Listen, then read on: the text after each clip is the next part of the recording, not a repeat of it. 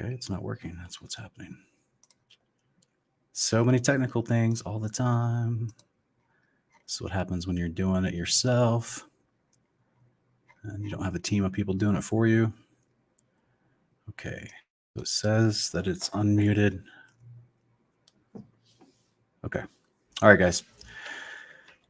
It seems like people can hear me now. Okay, good. Sweet. Welcome, everybody. This is Torah Apologetics. This is part of our Torah. This is our Torah series, Torah portion series, a part of our Torah Apologetics here in Kingdom Context. And the goal here is that we want you to be able to you can defend his truth by knowing his word. It's really that simple. So you have to go through the motions of learning his word. And that's just something that we're not always taught at traditional mainstream churches. So that's why it's a passion of ours to help people understand the word, not just memorize it, but understand it so that you can have full comprehension and you can, flow in and out of explaining your faith to people very easily and in all situations. That's kind of our goal. So I want to thank everyone that's already here in the live chat. Cover to Cover with Jeremy Piers is here. Kim Ray, Winfeather, Colin Crockett, Rashai Kim is back, G-Code 1985, Eddie Steckinger, Master Soup, Hannibal, Jeremiah 15:16, Jason T, Mark Allen. Welcome back, everybody. The Line Within Us is here. Welcome, brother. Also saw Any G's back. Welcome. Laura Maz. Tom is back. Tom Kolchitsky. Brother, I hope I said that right. I haven't practiced it. Kolchitsky. Tom Kolchitsky. It's a tongue twister.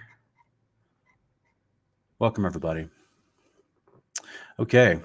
So we want to just, if you have the opportunity, folks, if the Father puts it on your heart, I want you to consider looking in the video description below. Our brother Jason Shepard, he's a member of our audience, and he's been with us for a while, and he's fell sick. He's in the hospital, and he needs your prayers. And he's also the sole breadwinner of his family. So if there is a link to a GoFundMe for him down below, if Father puts it on your heart, you want to go to that link, you're able to support his family right now while he can't work. So if you guys just lift him up in prayer and lift him up with support, if you have the opportunity. All right, guys, I really appreciate that. Okay, so I've got a weird, I don't understand. There's no trash in here. So I've got this weird fly issue happening with, like we had last night. It's weird. All right, guys.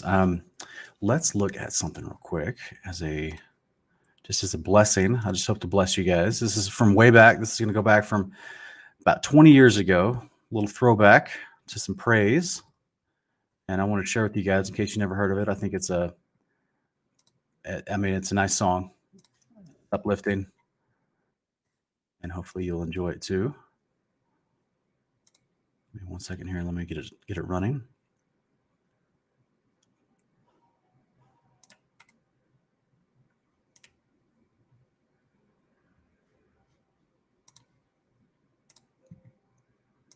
Thanks for your patience.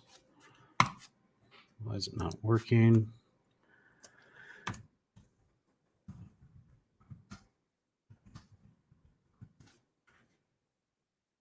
Okay. There it goes. All right. Let's try this. Let's try this now.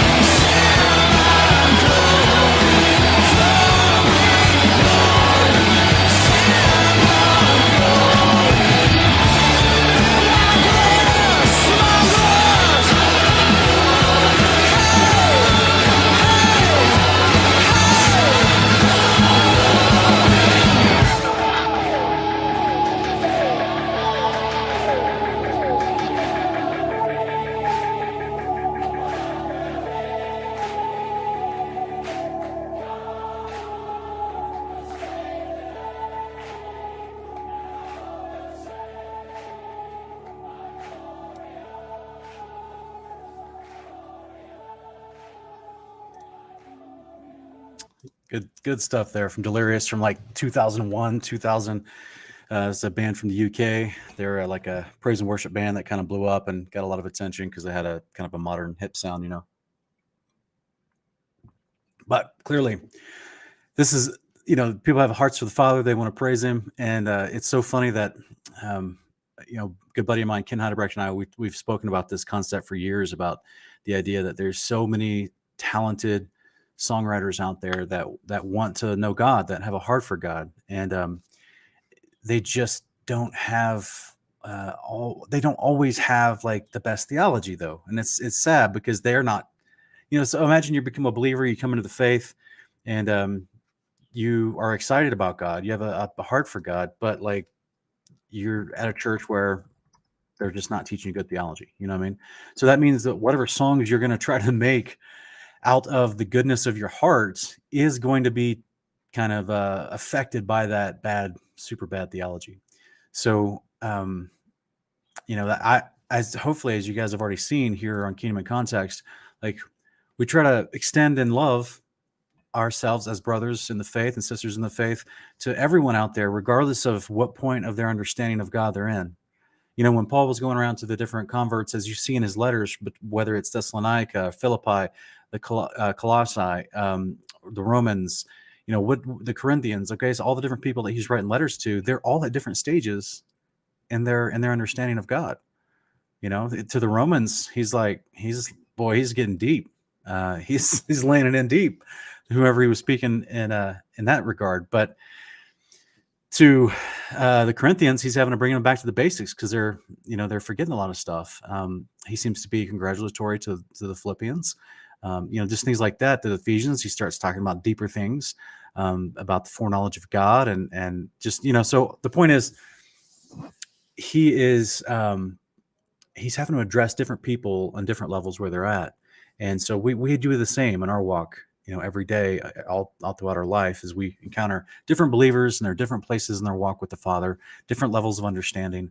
And so what the Father doesn't want is us to create division over us having different understandings. He wants us to go and say, oh man, that's awesome. So you have a different perspective. Okay, well, let's look at the Word together. If they're willing, if they're not, pray for them. But to me, that's why you try to see me do all these debates and everything. And I hate to even call them debates because that's not my heart. I would rather just have a friendly discussion. But unfortunately, sometimes people get combative and they want to make it more of a debate. And I just want to say, let's just talk about the scriptures together. Obviously, we disagree on some things. But let's figure out why. If we can both articulate our viewpoints, I promise you, well, not only will we find out we're not that far apart, but we'll also find out that there's probably a correct answer that one of us could find in the scriptures. And so that's kind of my heart. But with all that said, there is another guy that if no one, I've mentioned him before, and if no one is aware of who this is, I just want to, I guess, give you some exposure to the guy. I've actually met this guy personally. I used to live in Oklahoma, and he's a worship leader at one of the churches in Oklahoma City. And he's just really super talented, great guy. He's got some good music. He's been doing it since like 1996.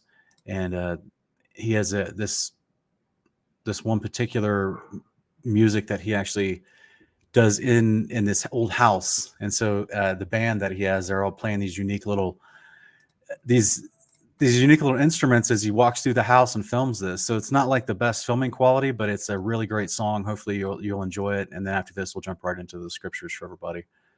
And so let me pull this up. This is by a guy named Charlie Hall. And this is a song he wrote, I don't know, probably 15 years ago, but it's called Mystery. And it's, I think you'll enjoy it. Here it goes. Sweet Jesus Christ, my sanity. Sweet Jesus Christ, my clarity. Bread of heaven broken me, cup of salvation held up to drink. Jesus,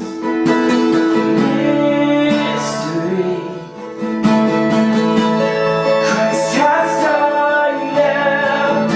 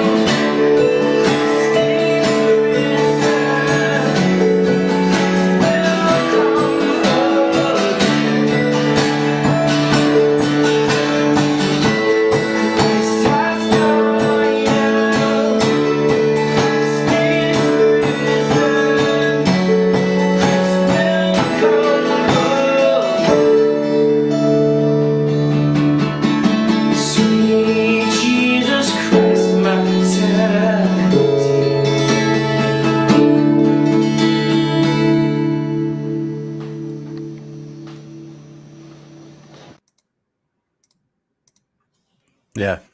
Yeah, he's a blessing. He's a super talented guy named Charlie Hall from Oklahoma, and he's just making a lot of music. Like I said, you know, I don't remember every single lyric and every single words of his song, of all of his songs. He's got several albums out, but I mean, it's incredibly talented music. He's got a heart for the Father, and so hopefully, might open up your music taste and expose you to something good out there. So, guys, let's jump right into our Torah portions. Today we're going to be looking at Numbers 33 through 36, and Numbers 33 says, "These are the journeys of the Israelites when they came out of the land of Egypt by their divisions under the leadership of Moses and Aaron. At the Lord's command, Moses recorded the stages of their journey. These are the stages listed by their starting points. On the 15th day of the first month, and the day after the Passover, the Israelites set out from Ramesses. They marched out defiantly in full view of all the Egyptians, who were burying all their firstborn, whom the Lord had struck down among them. For the Lord had executed judgment against their gods. The Israelites set out from the Ramesses and camped at Sukkot. They set out from Sukkot and camped at Etham on the edge of the wilderness." I'm going to take a quick moment to stop real quick. This is pretty fascinating to me that they leave the land of which they were in oppression under Egypt and go directly to Sukkot. I think this is beautiful because, this is what we see at the resurrection. I've actually done a video as one of my first appearances on YouTube. I did 24 parallels to the second coming and Passover. And this was one of the parallels, is that right after the Passover, they go right to their tabernacle, which is what we do. And we actually resurrected from the dead on the day of the Lord, when we taken by angels to Sukkot, to our tabernacle. The place is prepared for us so that we are removed from the wrath of the Lamb, because he's going to be coming down with warrior angels to fight the wicked, all the kings of the earth, Satan, the beast, and the false prophet that have aligned all themselves to try to fight him at his return. So this is where we're going to be removed from all that, and we're taken to our place of safety, to our place of Sukkot, as we're pulled out of Mystery Babylon, and we're pulled out of spiritual Egypt and Sodom, and we're pulled out of the earth essentially for that moment. Now, as the New Jerusalem does come back down, and under my estimation, it's about 7 days. It starts to after 7 days, it's going to start descending to the earth. But we have to get away from the wrath of the Lamb. And so just like in the story here of them coming out of the Exodus, they're pulled away from the wrath that was coming upon the Egyptian gods that affected the people as well. And the Israelites were spared from that. They were saved, and they were taken to tabernacle. They're taken to their Sukkot. So I think it's really beautiful. So we'll keep going here. Verse 6. Let's go to verse 7. They set out from Etham and turned back to Pahahiroth. I don't think I said that right. Opposite Baal-Zephon, and they camped near Migdal. They set out from Pahahiroth and crossed through the sea into the wilderness, and they journeyed 3 days into the wilderness of Etham and camped at Marah. They set out from Marah and came to Elim, where there were 12 springs and 70 palm trees, and they camped there. They set out from Elim and camped by the Red Sea. They set out from the Red Sea and camped in the desert of Sin. They set out from the desert of Sin and camped at Dopka. They set out from Dopka and camped at Alush. They set out from Alush and camped at Rephidim, and there was no water for the people to drink. So they set out from Rephidim and camped in the wilderness of Sinai. They set out from the wilderness of Sinai and camped at Kibroth Hattaavah. They set out from Kibroth Hattaavah and camped at Hazeroth. They set out from Hazeroth and camped at Rithmah. They set out from Rithmah and camped at Ramon Perez. They set out from Ramon Perez and camped at Libnah. They set out from Libnah and camped at Rizah. And no, that's not one of the Wu-Tang Clan. They set out from Rizah and camped at Kehelatat. They set out from Kehelatat and they camped at Mount Zephar. They set out from Mount Shephar and camped at Haradah. They set out from Haradah and camped at Machelot. Machelot. They set out from Machelot and camped at Tahat. They set out from Tahat and camped at Terah. They set out from Terah. They camped at Mithka. They set out from Mithka and they camped at Hashmonah. They set out from Hashmonah and camped at Moserat. They set out from Moserat and camped at Bnei Jakan. They set out from Bnei Jakan and camped at Hor Haggadad. Hagigad. Yeah, man, that's tough to say. I wonder if it's easier to say in the original language as opposed to being transliterated. They set out from Hor Hagigad and camped at Jotbatah. They set out from Jotbatah and camped at Abrona. And they set out from Abrona and camped at Ezion Geber. They set out from Ezion Geber and camped at Kadesh in the wilderness of Zin. they set out from Kadesh and camped at Mount Or on the outskirts of the land of Edom. And at the Lord's command, Aaron the priest climbed to Mount Or and died there on the first day of the first month, in the 40th year after the Israelites had come out of the land of Egypt. Now, just in case you've missed previous portions, the wording seems a little strange here, guys, but it's not like the Lord said, hey, die on this mountain. He tells Aaron, hey, you're going to die soon. Go up to this mountain. This is where I want you to pass away, basically. So it's kind of interesting that he climbs this mountain at the end of his life, and I think that's fascinating. But just the wording when it comes into the English looks a little unique. Verse 39, Aaron was 123 years old when he died in Mount Or. Now the Canaanite king of Arad, who lived in the Negev in the land of Canaan, he heard that the Israelites were coming. And the Israelites set out from Mount Or and camped at Zalmanah. They set out from Zalmanah and camped at Punan. They set out from Punan and camped at Obat. They set out from Obat and camped at Ai Abarim on the border of Moab. They set out from Aim and camped at Dibon Gad. They set out from Dibon Gad and camped at Almon Diblathaim. They set out from Almon Diblathaim and camped in the mountains of Abarim facing Nebo. They set out from the mountains of Abarim and camped on the plains of Moab by the Jordan across from Jericho. And there on the plains of Moab, they camped by the Jordan from Bet Jeshimot to Abel Shittim. On the plains of Moab by the Jordan across from the Jericho, the Lord said to Moses, speak to the Israelites and tell them, when you cross the Jordan into the land of Canaan, you must drive out before you all the inhabitants of the land, destroy all their carved images and cast idols, demolish all their high places. You are to take possession of the land and settle in it, for I have given you the land to possess. You are to divide the land by lot according to your clans. Give a larger inheritance to a larger clan and a smaller inheritance to a smaller one. Whatever falls to each one by lot will be his. You will receive an inheritance according to the tribes of your fathers. But if you do not drive out the inhabitants of the land before you, those you allow to remain will become barbs in your eyes and thorns in your sides. They will harass you in the land where you settle, and then I will do to you what I had planned to do to them. So, guys, a lot of folks wonder what it is to cast lots, and we actually talked about this in one of our Jubilees videos, where it's basically it's kind of like I think it's in Jubilees chapter 9. It's Noah puts like in his bosom, he puts that's the place. I don't know if they put it on paper. I don't know if they wrote it on a stone or a stick or whatever, but it seemed to be like, you put your hand in a hat and draw out something. And so it seems like that's how they cast lots, is that they would reach their hand into the bosom of Noah, the children and grandchildren of Noah. When they cast lots for their land divisions of the earth, they would reach into the bosom of Noah and pull out. So it seems to be that, that's the same system here. Obviously, as Yahweh instructs them, make sure you give a larger inheritance to the larger clans and make it appropriate to some regard. Don't make it to be like, the smallest clan like Simeon gets all the territory of Manasseh, which was huge. So you wouldn't want to do that. So the point is, it's interesting that there is a system of it's not completely controlled by the decision of Moses, because if you're casting lots, there's, in modern day, they would call it chance, but I would say the Father is helping control that process because they can't see what they're grabbing at. But then as well as they want to make sure that there is a bit of appropriation to the size of the clans. Now, if you also look in verse 55 and 56, he's talking about if you don't drive out the other inhabitants of the land, they'll become like barbs in your eyes and a thorn in your side. They'll harass you in the land where you settle. This is where I get my theory from. You guys may have heard me talk about this in the past, when Paul talks about having a thorn in his side, a thorn in the flesh.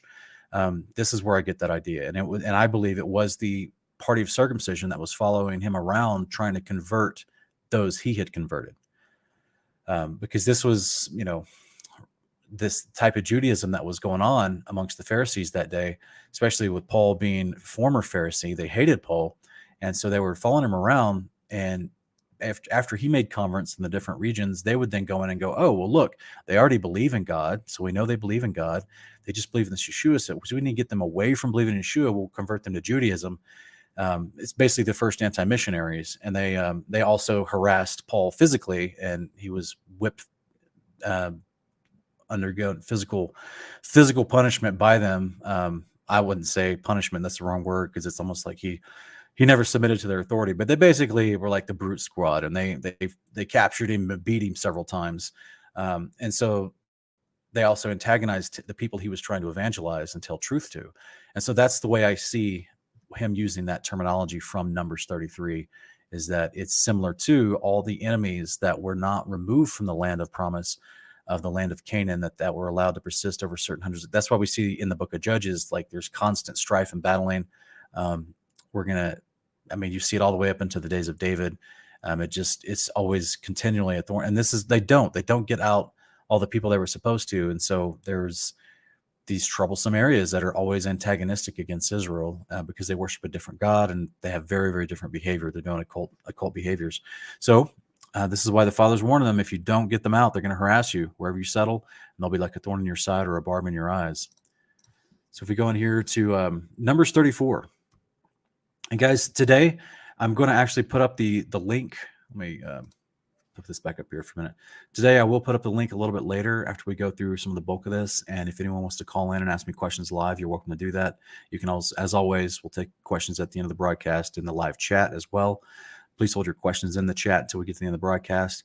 And also be reminded, if you do want to use the link to call in, that you're going to be on camera. So make sure you're ready to be on camera, okay? So let's look at this real quick. This is Numbers 34, 1 through 6. Then the Lord said to Moses, command the Israelites and say to them, when you enter the land of Canaan, it will be allotted to you as inheritance with these boundaries. Your southern border will extend from the wilderness of Zin along the border of Edom. On the east, your southern border will run from the end of the Salt Sea, cross south of the ascent of Akrabim, continue to Zin, and go south of Kadesh Barnea. Then it will go on to Hazar Edar and proceed to Asmon, where it will turn from Asmon, join the brook of Egypt, and end at the sea. Your western border will be the coastline of the Great Sea, and this will be your boundary on the west. Your northern border will run from the Great Sea directly to Mount Or, and from Mount Or to Lebo Hamat. Then extend to Zedad, continue to Ziphron, and end at Hazar Enan. This will be your boundary on the north. And your eastern border will run straight from Hazar Enan to Shepham. Then go down from Shepham to Riblah on the east side of Ain, and continue along the slopes east of the Sea of Chinnereth. Then the border will go down along the Jordan and end at the Salt Sea. This will be your land, defined by its borders on all sides. So Moses commanded the Israelites, apportion this land by lot as an inheritance. The Lord has commanded that it be given to the 9.5 tribes. For the tribes of Reubenites and Gadites, along with the half-tribe of Manasseh, have already received their inheritance. These 2.5 tribes have received their inheritance across the Jordan from Jericho toward the sunrise. Then the Lord said to Moses, these are the names of the men who are to assign the land as an inheritance for you: Eleazar the priest and Joshua the son of Nun. Now, guys, this is, and I don't like to do this a lot, but just for fun, just want to encourage you guys. Some of the names, I think this is interesting. This idea of, the Lord is your salvation. The name of Joshua, Eleazar, means helped by God. And then in the Hebrew, the nun is, it's interesting because it's one of their letters in their alphabet, but it's symbolically, they represent it as a seed. So I think it's fascinating. If you read these two top leaders right here in this moment, you would have helped by God, the priest, Yahshua, Yahweh's your salvation, who's the son of the seed. So obviously Joshua, that's going to be your salvation, comes from the son of the seed. He's going to be helped by God, who's the priest. I think that that's fascinating because it's like all this by the way, I've done teachings in the past on how this constant reference to the seed in the Genesis is the reference to the priesthood. And this is why Eve talks about having Seth to replace Abel. She's like, the Lord has given me another seed. So this is where you have all these promises to Abraham and Isaac and Jacob about, I will, and from amongst you, the seed will come, who will make this covenant a reality. So yes, this is, just kind of fun, kind of interesting to consider. All right, let's look at this real quick. 18, appoint one leader from each tribe to distribute the land. These are their names: Caleb, son of Jephunneh, from the tribe of Judah; Shemiel, son of Amihud, from the tribe of Simeon; Elidad, son of Chislon, from the tribe of Benjamin; Bucky, I don't know if his name's Bucky, it might be Bukai, I don't know. Bucky, son of Jogli, a leader from the tribe of Dan; Hanael, son of Ephod, a leader from the tribe of Manasseh, the son of Joseph; Kimiel, the son of Shiptan, a leader from the tribe of Ephraim; Elizaphan, the son of Panak, a leader from the tribe of Zebulun; Paltiel, the son of Azan, a leader from the tribe of Issachar; Ahihud, son of Shalomi, a leader from the tribe of Asher; Pedahel, the son of Amihud, a leader from the tribe of Naphtali. These are the ones whom the Lord commanded to apportion the inheritance of Israelites in the land of Canaan. All right, Numbers 35. Verse 1, again, the Lord spoke to Moses in the plains of Moab by the Jordan, across from Jericho. Command the Israelites to give from the inheritance they will possess, cities for the Levites to live in, and pasture lands around the cities. The cities will be for them to live in, and the pasture lands will be for their herds, their flocks, and all their livestock. The pasture lands around the cities you are to give the Levites will extend 1,000 cubits from the wall on every side. You are also to measure 2,000 cubits outside the city on the east, 2,000 on the south, 2,000 on the west, and 2,000 on the north, with the city in the center. These areas will serve as larger pasture lands for the cities. 6 of the cities you give the Levites are to be appointed as cities of refuge to which a manslayer may flee. In addition to these, give the Levites 42 other cities. The total number of cities you give the Levites will be 48, with their corresponding pasture lands. The cities that you apportion from the territory of the Israelites should be given to the Levites in proportion to the inheritance of each tribe, more from a larger tribe and less from a smaller one. Then the Lord said to Moses, speak to the Israelites and tell them, when you cross the Jordan into the land of Canaan, designate cities to serve as cities of refuge, so that a person who kills someone unintentionally may flee there. You are to have these cities as a refuge from the avenger, so that the manslayer will not die until he stands trial before the assembly. The cities you select will be your 6 cities of refuge. Select the 3 cities across the Jordan and 3 in the land of Canaan as cities of refuge. These 6 cities will serve as refuge for the Israelites and the foreigner or stranger among them, so that anyone who kills a person unintentionally may flee there. Did you guys catch that?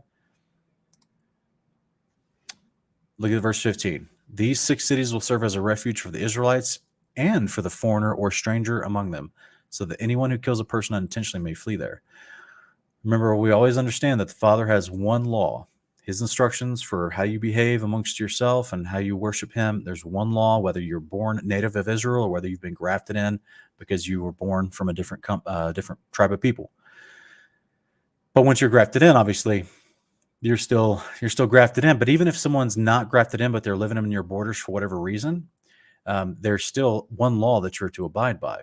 And so this is where he's trying to foment and create in their minds peace amongst the people that they're interacting with, right? Who's your neighbor? And then Yeshua talks about the Samaritans, whom the Israelites thought were not, they're an amalgamation of peoples that came in the 300 to 400 years before the days of Yeshua. So the actual people of Judah that had come back from Babylon, they didn't like the Samaritans over time. The Samaritans didn't like them. That's why they at one point had built their own temple, and it got destroyed by the Greeks. And so this is why in John 4, Yeshua is having that conversation with the woman at the well about where are we going to worship? Is it going to be in Samaria? Is it going to be in Jerusalem? And so because there was this contention there at the time. But that means that the people of Judah should have treated the Samaritans as their neighbor, because there's one law for those who are living in the land. And this is, the mindset that Yeshua is trying to correct with that parable. So with that, verse 17 says, and that's going to matter later, guys. That's why I'm kind of pointing it out. Verse 16 says, if, however, anyone strikes a person with an iron object and kills him, he's a murderer. The murderer must surely be put to death. Or if anyone has in his hand a stone of deadly size and he strikes and kills another, he's a murderer. The murderer must surely be put to death. If anyone has in his hand a deadly object of wood and he strikes and kills another, he is a murderer. The murderer must surely be put to death. The avenger of blood is to put the murderer to death. When he finds him, he is to kill him. Likewise, if anyone maliciously pushes another or intentionally throws an object at him and kills him, or if in hostility he strikes him with his hand and he dies, the one who struck him must surely be put to death. He is a murderer. When the avenger of blood finds the murderer, he is to kill him. But if anyone pushes this person suddenly, without hostility, or throws an object at him unintentionally, or without looking, he drops a heavy stone that kills him, but he was not an enemy, he did not intend to harm him, and then the congregation must judge between the slayer and the avenger of blood according to these ordinances. So there is a caveat in here, just in case, it's an accident, just in case this just accidentally killed somebody. This is not intentional murder. Okay. So verse 25 says the assembly is to protect the manslayer from the hand of the avenger of blood. And guys, it doesn't cover it too much in this particular portion, but the avenger of blood was supposed to be next of kin. That's someone in your family that would go and they would take care of the person that murdered your family member. So this is why that person, the moment that family member is murdered, the avenger of blood kicks in and he's looking for the dude that committed the crime. There was no, the priest didn't get involved yet. This was the justice that the Father allows the family to take on the criminal. Now, we live in a completely different society today, but back then they didn't have prisons. There's no place where they just locked you up. That was That was the thing amongst the other nations, the dungeons and the prisons. In Israel, there's a refuge city, or there's death at the hands of the avenger of blood. So they took care of these things quickly. So verse 25, it says, the assembly is to protect the manslayer from the hand of the avenger of blood, and then the assembly will return to him to the city. The assembly will return him to the city of refuge to which he fled, and he must live there until the death of the high priest, who was anointed with the holy oil. But if the manslayer ever goes outside the limits of the city of refuge to which he fled, and the avenger of blood finds him outside of his city of refuge and kills him, the avenger will not be guilty of bloodshed, because the manslayer must remain in his city of refuge until the death of the high priest. Only after the death of the high priest may he return to the land he owns. This will be a statutory ordinance for you for the generations to come, wherever you live. So, guys, in a sense, he is detained, but he's detained inside of a city. And by the way, this is a city full of Levites, so they're supposed to all know the law of God. So that means whatever circumstances, if this is truly an accident, okay, then he's safe and protected. If it's not an accident, he's living around an entire people group that's supposed to know the law.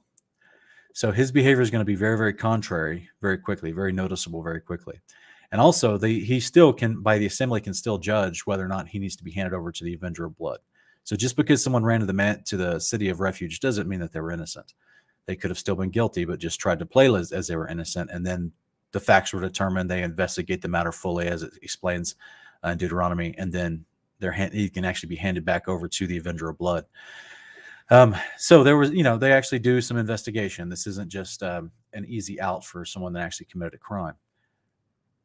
But I think it's just interesting that he has to stay in that place of detainment. If it's an accident, he still has to pay some sort of penalty by staying in that place of detainment in that different city until the high priest of Israel dies.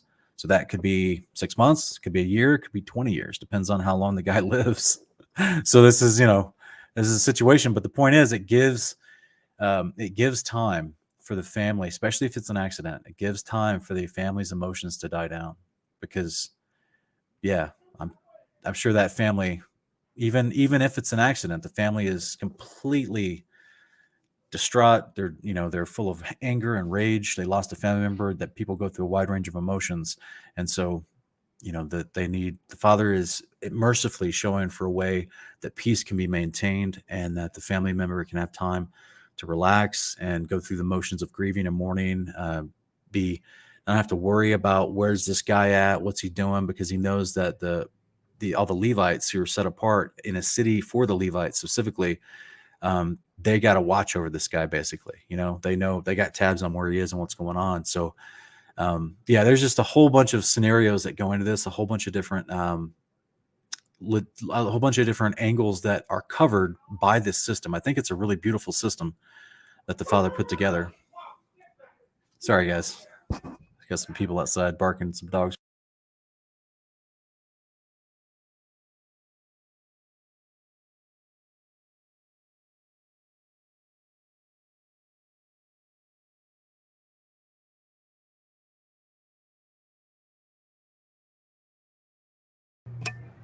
All right, 1 second, guys. So these are live. So I got neighbors doing things, people out there talking.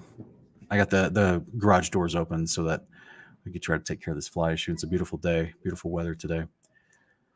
So essentially, it says the assembly is to protect the manslayer from the hand of the avenger of blood. Then the assembly will return him to the city to which he fled, and he must live there until the death of the high priest, who was anointed with the holy oil. But if the manslayer ever goes outside the limits of the city of refuge to which he fled, the avenger of blood finds him outside of his city of refuge and kills him, then the avenger will not be guilty of bloodshed, because the manslayer must remain in his city of refuge until the death of the high priest.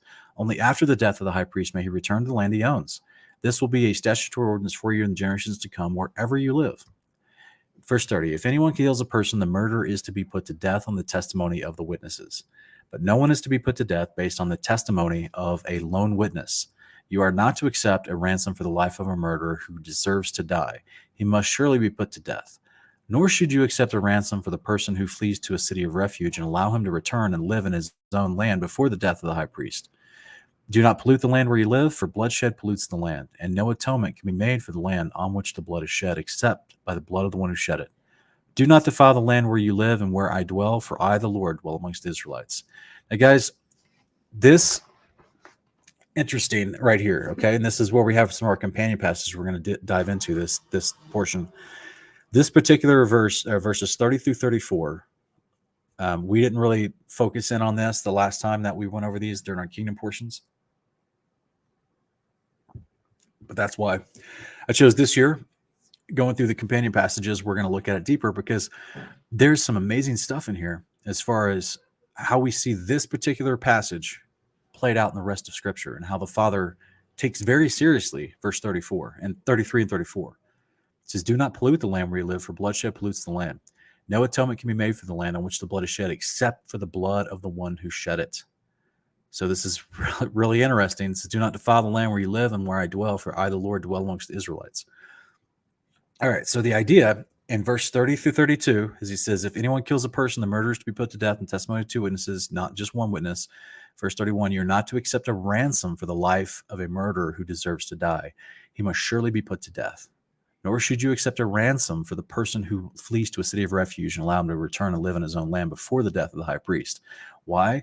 Because why would you accept a ransom for someone, the life of murder, who deserves to die, right? That means you're bribing a judge through the process of paying a ransom for his soul, basically for his life, according to the priesthood, because that was the judge. So, and you'd be paying like a temple ransom for this guy when that it's inappropriate and out of context is the idea. The Father's trying to say, like, the only context that involves this dude is the penalty I've outlined for a murderer who's guilty. He's to die. Don't let him live out the rest of his life, and don't let him get away with this by paying a ransom to the temple for him. That's not how this works, right? Then he has to go into another caveat to say, nor should you accept a ransom for the person who flees to a city and allow him to return to his own land. Basically, even if it's an accident, or if it's deemed an accident, and the manslayer goes to the city of refuge, and he's allowed to live there, he can't leave before the high priest dies because you paid a ransom for him, or you paid a ransom to anyone. You can't pay for this guy's quote unquote freedom to return back to the land of his family inheritance like normal through a ransom.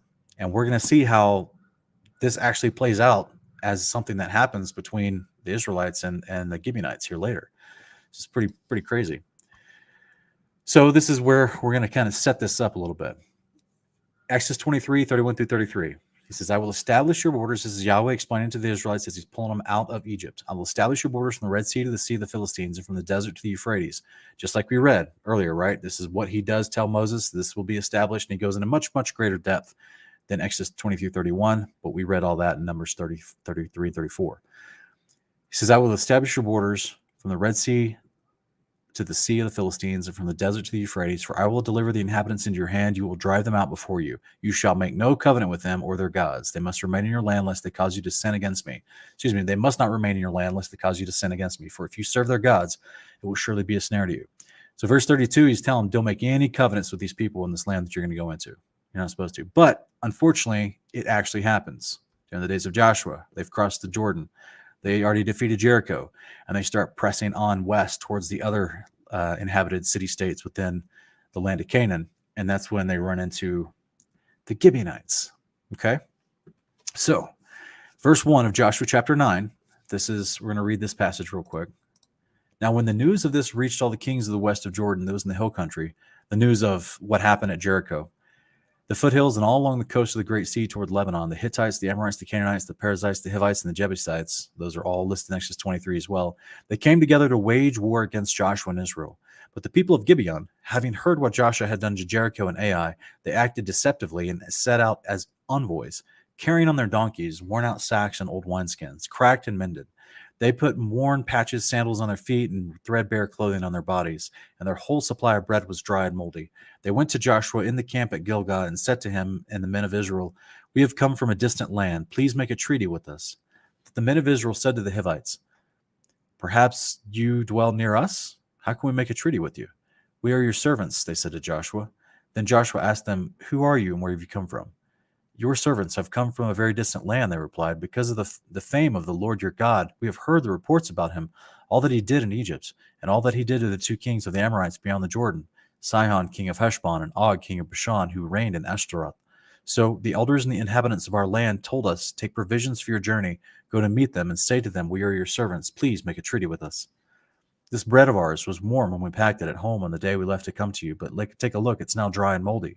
These wineskins were new when we filled them, but look, they are cracked. These clothes and sandals are worn out from our very long journey. Then the men of Israel sampled the provisions, but did not seek the counsel of the Lord. And Joshua made a treaty of peace with them to let them live, and the leaders of the congregation swore an oath to them.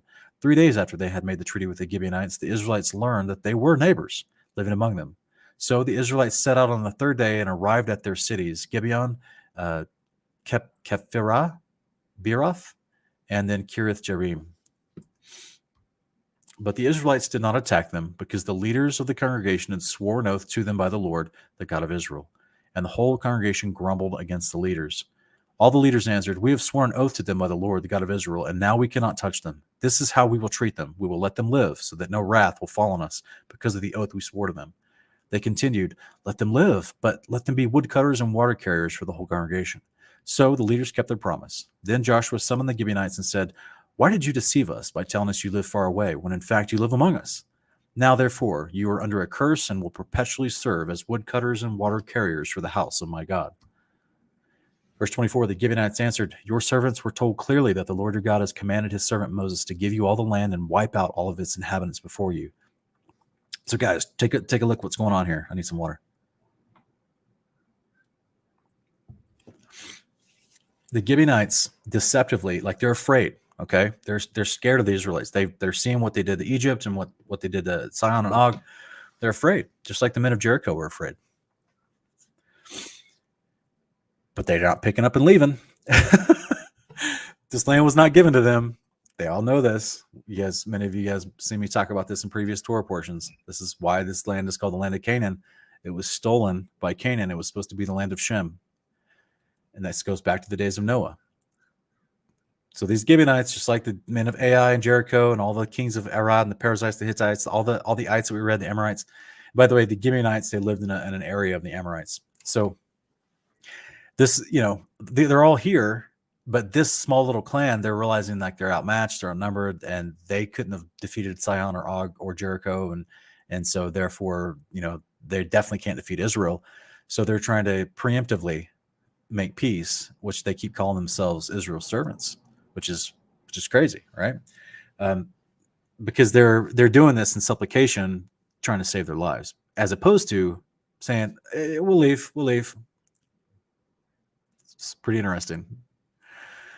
But because they tricked Joshua and the other leaders of Israel, and they did make this peace treaty with them, like it says, they did not consult the Lord on this, which is sad, that the Gibeonites now are contractually protected according to this oath that they made. And so Joshua, being the full leader, likened unto Moses, as far as he took over Moses' position as the military leader and everything, that, he's like, all right, we got to uphold this oath. We can't, even though we found out that they've lied to us, and then he's actually talking to the guy, why'd you lie to us? And the guy answers him, hey, look, your servants, we were told clearly that the Lord your God had commanded his servant Moses to give you all the land and wipe out all its inhabitants before you. So they're telling Joshua, look, we heard you're coming to exterminate us, to make sure and they're not leaving. They could have just left. But they're not leaving. But they're deciding, we want to stay here, but let's stay here by deceit and trickery. He says, so we greatly feared for our lives because of you, and that is why we've done this. Now we are in your hands. Do to us whatever seems good and right to you. So Joshua did this and delivered them from the hand of the Israelites, and they did not kill the Gibeonites. So on one hand, Joshua is showing a mercy but on the other hand, he already made a pact with them. He already made a covenant. He wasn't supposed to do that. Exodus 23:32, do not make a covenant with the people of the land. He didn't realize they were of the land. That's why they tricked him. So isn't that interesting? How they had enough foresight, if you will, to realize I'm going to act like we're from far distant land. We're going to come in here, even though we're literally just like 100 miles away. So verse 27, on the day he made them woodcutters and water carriers as they are to this day for the congregation of the Lord and for the altar of the place he would choose. So it's kind of interesting how this kind of unfolds. The Gibeonites are in fear. Joshua is contractually, covenantally bound. He's not really happy about it, but he's covenantally bound to this. But this particular clan, they're not causing a problem. they're willing to be the servants, and they're willing to be specifically these types of servants, woodcutters and wire carriers, to help with anything that the Levites might need and the priesthood might need. So I think that's interesting.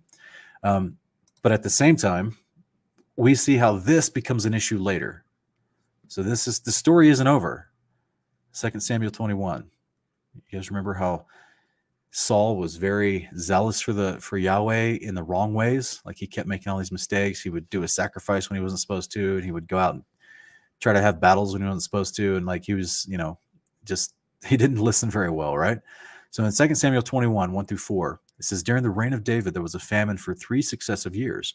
David sought the face of the Lord, and the Lord said, it's because of the blood shed by Saul and his family, because he killed the Gibeonites. All right, so before we read too much further, let me go to this little place here just to let you know this is why there's famine in the land. Okay, this is why there's famine, because they're disobeying the covenant, and we're going to explain how they're disobeying the covenant with Yahweh. Verse 18 of Leviticus 26, it says, and if after all this you will not obey me, I will proceed to punish you sevenfold for your sins. I will break down your stubborn pride and make your sky like iron, that means no rain, and your land like bronze, that means famine in the land. And your strength will be spent in vain, for your land will not produce its yield its produce, and the trees of the land will not bear their fruit. So this is what they're defiantly not realizing they're doing. So this is why David's realizing, why is there famine? We're not supposed to have famine. We're doing what's right. But he goes to seek the face of the Lord, and the Lord said, it's because of the blood shed by Saul and his family, specifically, and his family. Look at this, guys, because Saul's already dead at this point. So it's by the blood shed by Saul and his family, because he killed the Gibeonites. Now, he didn't kill all of them. We're about to read what's going to happen here, but he broke that covenant that Joshua upheld, and he went and he tried to exterminate the Gibeonites from the land. Verse 2, it says, at this, David summoned the Gibeonites and spoke to them. Now, the Gibeonites were not Israelites, but they were a remnant of the Amorites. And then Israelites had taken an oath concerning them, but in his zeal for Israel and Judah, Saul had sought to kill them. So he's actually breaking the covenant. That even though it was a covenant made out of deception, the Father wanted them to uphold it, because it was the Gibeonites were not trying to break the covenant either. The Gibeonites were trying to be servants to Israel under this pact, because they wanted to be subjugated to Israel. So Joshua upheld that, and it was upheld for over 400 years until Saul gets there and starts wilding out. Saul's being unruly, going out and abusing his power as king. And he tries to attack the Gibeonites. He kills some of them and his family. So Saul and his family kill some of them. And then David's like, why are we observing in the land the result of us breaking covenant, the covenant of Yahweh? Well, it's because Saul, the Yahweh directly tells David through consulting the face of the Lord, which, by the way, I think this went through the priesthood, through the ephod. It says, because of the bloodshed by Saul and his family, because he killed the Gibeonites. Well, then David summoned the Gibeonites, and he asked them what's going on. Verse 3, so David asked the Gibeonites, what shall I do for you? How can I make amends to you that may bless the inheritance of the Lord? Why would David be trying to make amends to the Gibeonites? Well, because that covenant that they had abided by peacefully for over 400 years was broken by Saul, not by the Gibeonites. So now the Gibeonites have had their people murdered. Guys, Saul murdered, just like he murdered a whole bunch of Levite priests, Saul also went around and murdered other people. And this is one of the people on his list. He murdered the Gibeonites, Saul and his family, not just Saul. Saul's already dead. So how can like we read back in the laws in Numbers 35 about the avenger of blood, how can bloodshed be made right if the person that killed him is already dead? Well, the land is suffering. This land itself. So let's go back, and I'm going to go back up here real quick to Numbers, and let's read it again. Numbers 35, verse 30 through 34. If anyone kills a person, the murderer is to be put to death on the testimony of the witnesses. No one is to be put to death based on the testimony of a lone witness. You are not to accept a ransom for the life of a murderer who deserves to die. He must surely be put to death.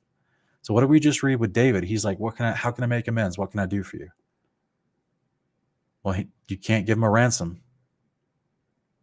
Verse 33 goes on and says, do not pollute the land where you live. Or I'm sorry, verse 32 doesn't apply because the guy who did the murdering and his family. Well, Saul's dead, but some of his sons are dead, but not all of his family that participated in this is dead.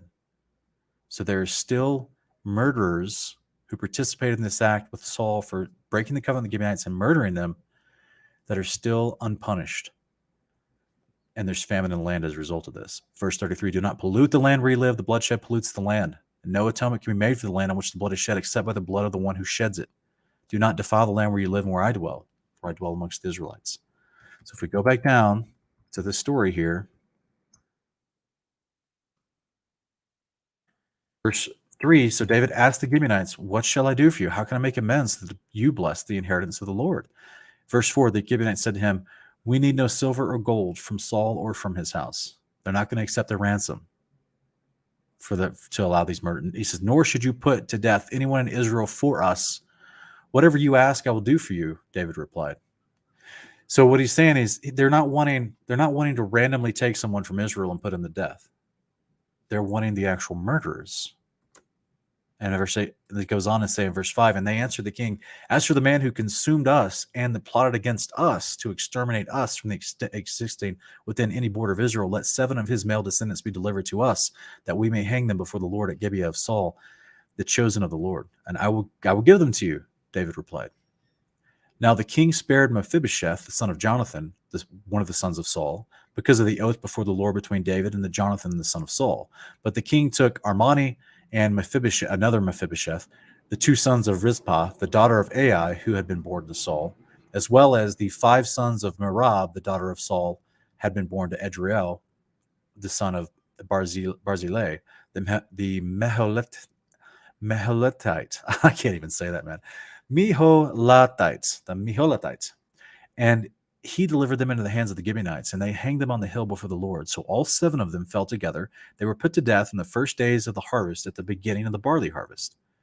And Rizpah, the daughter of Ai, took sackcloth and spread out for herself on a rock. And from the beginning of the harvest until the rain from the heaven poured down on the bodies, she did not allow the birds of the air to rest on them by day, nor the beasts of the field by night.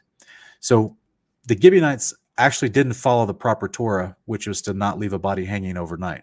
So they left him out. And this lady goes out to address that in silent protest by doing this and sitting by the bodies even during the rain.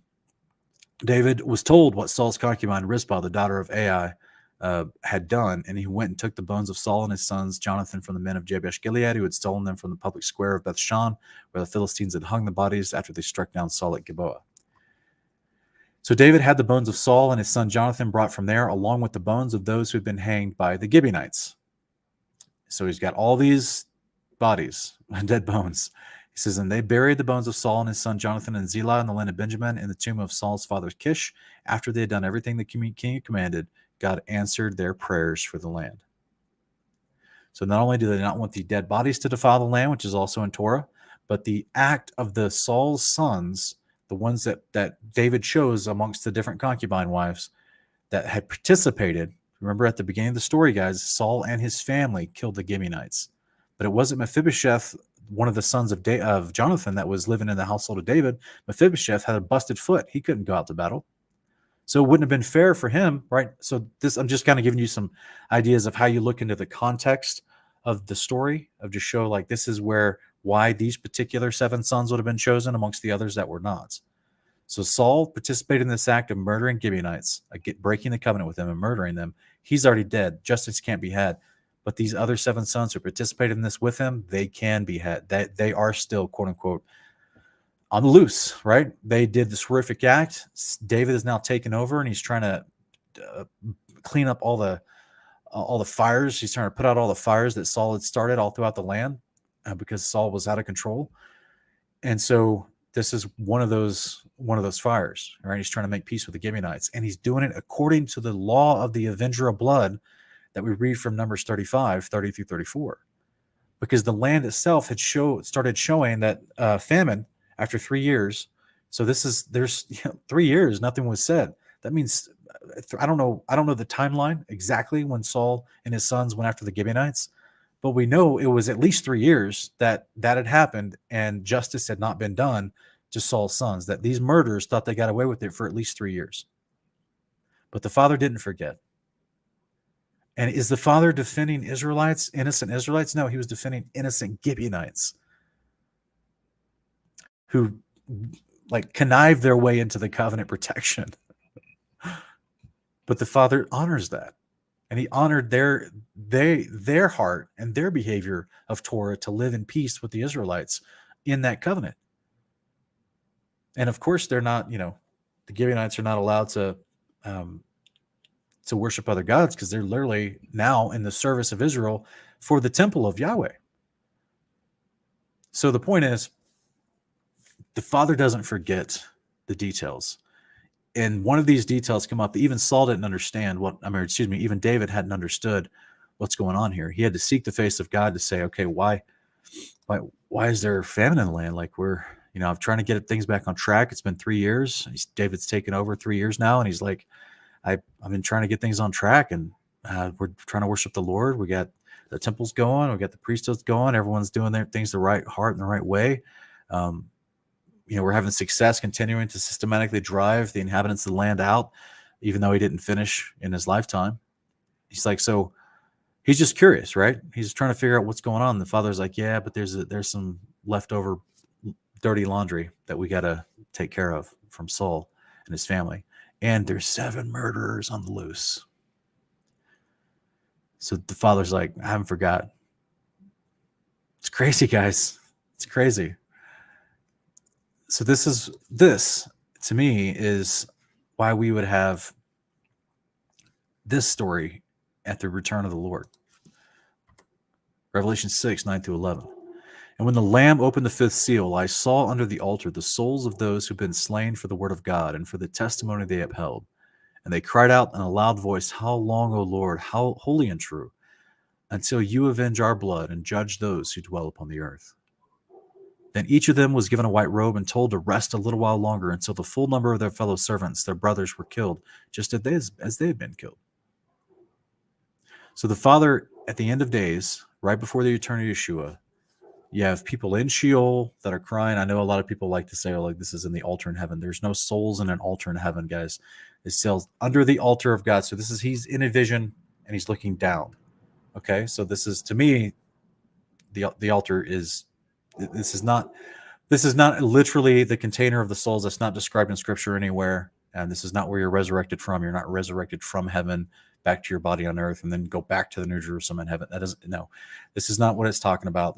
There's no correlation for that idea. This is John in his vision looking at through the altar, if you will, because, visions, they get to see things in an abnormal way. He's looking through the altar to see under the altar the souls that have been slain for the word of God and for the testimony they upheld. No, people are not in heaven before the first resurrection event. This is why they're given the right white robes. They're about to be resurrected. They're in Sheol with all the other saints who are about to be resurrected. That's the place the Father described for the soul to go to await resurrection.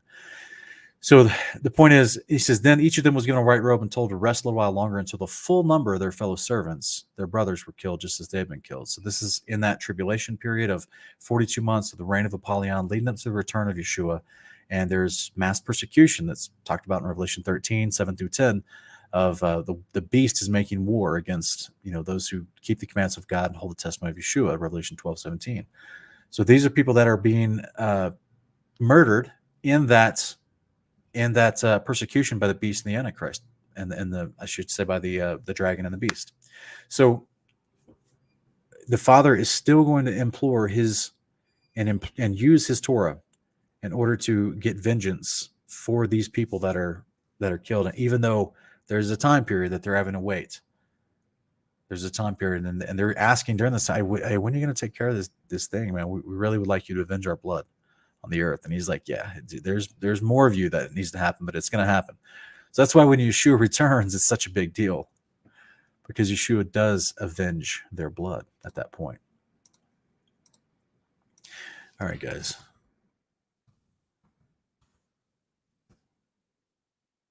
Put in the call-in link in the chat if you want to call in.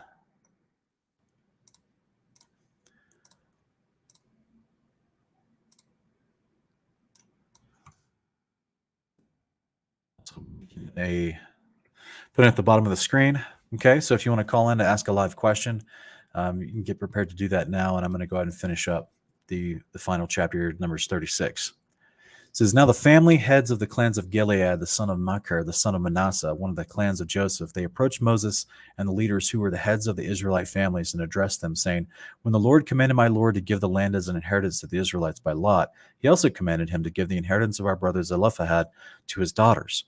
But if they marry any of the men from the other tribes of Israel, their inheritance will be withdrawn from the portion of our fathers and added to the tribe in which they marry.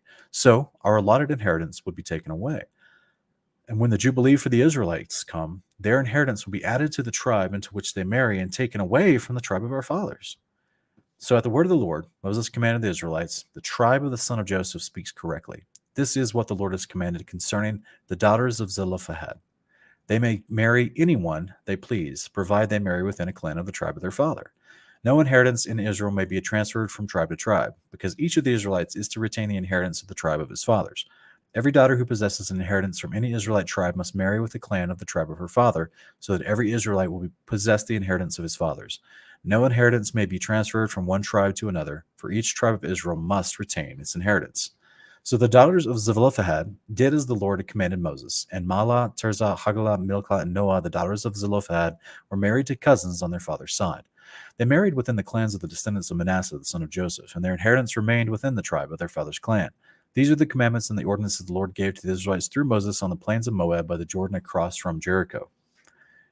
And that completes the Torah portion for the day. Okay, and we've got a caller calling in. It looks like Edwin. Edwin, hey, brother, can you hear us? Oh, that was fast. Yeah, I can hear you just fine. Can you hear me? Hey, good. Welcome, brother. Yeah, I can Hello? hear you. I can hear you and see you well. Wonderful. Yeah, we may have Wonderful. a little bit of a delay.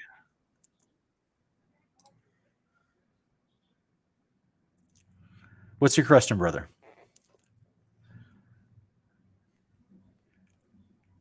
Can you hear us? Mic check. Can't hear you. Can't see. I don't know if you froze. I think you froze. Okay, Edwin, if you can hear us, try to call back in, okay? Call back in again. Okay, we've got Royce Bell calling in. Hey, brother, how you doing? Welcome. Shabbat shalom. What's up, Sean? Hey, Shabbat shalom to you. What's up, man? How you doing? Too blessed to be stressed. I had a question that I wanted to ask, and it was like there's a question regarding unclean spirits, right? So it's Okay. like you know how a person is like schizophrenic, and that's pretty much like it's common sense that's like if you have eyes to see, then you know they're like possessed, right? Because it's like they hear all these voices in their head and stuff, and it's like I have like a theory, and I just want to see like what you thought about it, because back then I used to like smoke weed, right? Before I got saved, obviously. Okay. And what's it called? Like my friends, it was like when they'd get high, it was like it would be like a different person like speaking through them, and it would be kind of strange, but it was only when they got high, because like for some reason, do you feel like that's like them being in like the the spirit realm where they're not supposed to be, you know, if that makes sense? Well, I think there's lots of different types of weed. Are you talking about just weed, right? I mean, you know, You talking about other psychedelics, drugs? right? Oh, you're You know, talking about psychedelics. Okay, that's a little bit different. I yeah. think that it's very important that you maintain your sobriety, and Uh-huh. when you don't maintain your sobriety, you can, it depends on what you're doing, especially with Yeah. psychedelics. It seems to have a very different feel. I've never tried them personally, but from Yeah. reading about it, seeing about it, I didn't really hang out with people that did it, but from what I know and understand about it, they seem to have a very different feel than just someone smoking a plant. Uh-huh. It's very very different, and so I know that psychedelics are used with different types of government control programs that do allow for mind control as well as forms of possession. So, to Yeah. me, I would stay clear from them because, from my understanding, it can open you up to unclean spirits. Yeah. And what's it called? I'm sorry, I lost my train of thought. But what's it called? Like, okay, so one time we were in Puerto Rico, right, with my friends, and you know, like we're young, we're like in college, and all these drugs come in, and like not not me for saying. I'm not gonna lie. Of course, I've stumbled. I've stumbled a lot of times. But the Father's always helped me get right back up on my feet. And what's crazy is like my friends, like they take like they take a bunch of these psychedelics on the daily. And one of them said to me something. He was like, yo, I took acid the other day, and it felt like 20 people were in me, and I was playing basketball like I was I belonged in the NBA. And I was like, what do you mean 20 people are in you? He was like, I heard like 20 different people in my head. It was like 20 different like different personalities. And I was and I went to my friend. He's saved too, but like me and him, like I thank God, I thank Father for him, because I would have been alone in this walk, because he's with me and every day. He's like my best friend. His name's Muhammad. My real name's Muhammad too, by the way. Mm-hmm. We got saved from like the Islam. It's a freaking cult. But like, what's it called? When he said that, like, don't you think that those like 20 people in his voice are unclean spirits? To my understanding, that type of schizophrenia is absolutely the modern medical term for basically what we see in the Gospels, where Yeah. people were, being oppressed and possessed by unclean spirits. That's my understanding of it. Yeah, Damn. you should only have one voice in your head. It should be the Holy Spirit, right? Obviously aside from your own thoughts. But yeah, if you got someone that's talking like there's a bunch of other voices in your head telling you to do stuff, and those things are not the will of God, yeah, you definitely want to. It's an easy test to determine the spiritual unclean spirits trying to affect you and afflict you. So Yeah. Wait, one last thing. I've realized that like over time their hearts have gotten so hard. Like when what's it called? Like they like become like the moral conscience. They become like oblivious to it, and it's like as if like their hearts get super hard. But I know it's really not them. It's like the unclean spirits in them, and it's like it's sad, because like one of my friends, like he like they're so addicted to drugs to the point to where they'll call me and they'll make up a lie and say, I'm on the other side of town, I need $35 for an Uber and I'm $15 short. I give him the money, and then I find out he lies to me, and then my friend catches him red-handed. He said, didn't you lie to Muhammad the other day? He said, yeah, of course I lied to him. I'll lie to him. Like they have no shame in it. It's like the hearts are hard, but that's all I have yeah, to say. I'm sorry about that, Royce. Probably it's pray for them. Yeah. Obviously, don't. I would highly encourage not participating in what they're doing, because it's going to mess with your heart and your mind. So I would just keep staying on the path, keep following Yeshua, pray for them, Hallelujah. and try to sow that word into them when you can, and so that way you get yourself built up. Who knows? The Father may put you in a place at some point where you got to cast some demons out of them. I hope so. Because like they're my childhood friends, so it breaks my heart every time. Yeah, You I know. hear you, brother. I do. Hey I man, but understand. It's sad. All right, well, I appreciate you calling in. I'm gonna take another all call right, real bro. quick. Okay. I hope you have a Thanks, good Troy. Shabbat. All right. You too. All right, Enjoy bye. the Shabbat. Thank you. Okay, we have Robert calling in. Hey there, sir. Welcome. Hey, Sean, how are you doing today? I'm doing Shalom. good. Yeah, Shabbat Shalom to you if you're celebrating today. Yes. Yesterday's message from you, and also Adam, he was talking about getting into the kingdom, Yeah. and that lends to lots of confusion and angst. Okay, so of course, listening to Adam, I get if you don't follow the commands, you don't enter into the kingdom. If someone yesterday came to the Lord and he just come to faith, he's getting into the kingdom. Yeah. Now, me, I've been growing my faith since 1992. Yeah. I think I started doing Torah maybe 10 years ago.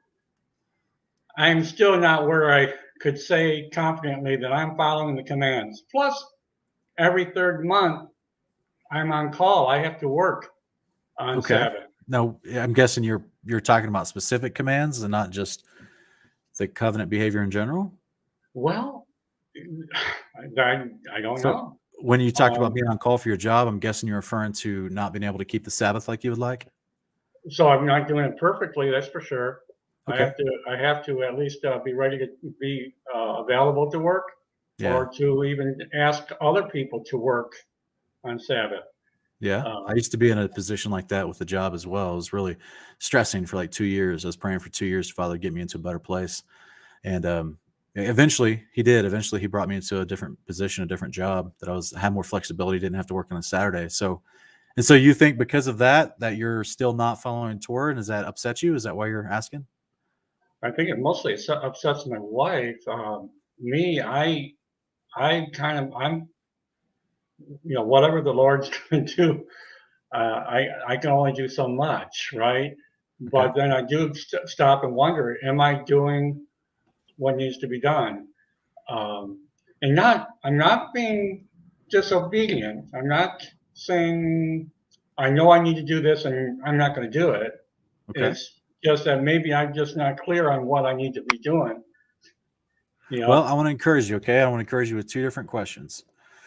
First question is based off of the Israelites coming out of Egypt. Do you remember what Yahweh says to Moses when he's taking them into Egypt? Or Yahweh is sent Moses into Pharaoh's presence to have this conversation about pulling the Israelites out of Egypt. He says, I want to take them 3 days journey in the wilderness. And there's this weird back and forth where Moses and Aaron show up a few times to Pharaoh over the chapters 6 through 9. And Pharaoh keeps saying, well, just take the animals, or I'll just take the people, but leave the animals, or just take the old people, leave all the able-bodied people under 30 here. You know what I'm saying? There's all these weird caveats that he goes through. And Pharaoh's trying to compromise where Moses is like, nope, I need all the people, I need all the animals, and we need to go do what we need to do. Because why? What was happening? The Israelites were being kept from keeping the laws of God through the oppression of the land that they lived in. So Yahweh didn't come to the Israelites with chastisement.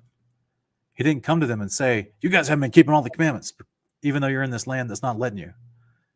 And Yahweh didn't punish them. He saved them.